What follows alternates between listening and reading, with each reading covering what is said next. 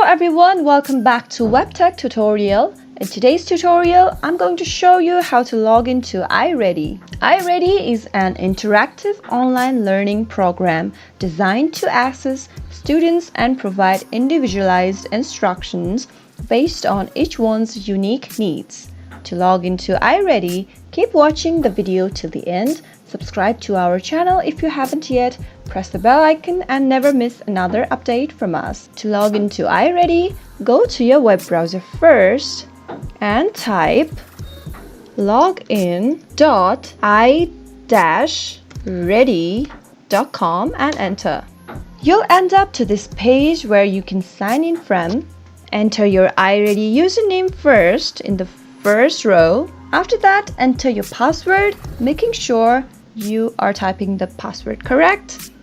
Lastly, choose your state from the drop-down menu. In case you forgot your username or password, click on Forgot Username or Password. After you fill in all the information needed, click on Go. And after doing that, you'll be logged into iReady. Thank you so much for watching the video till the end.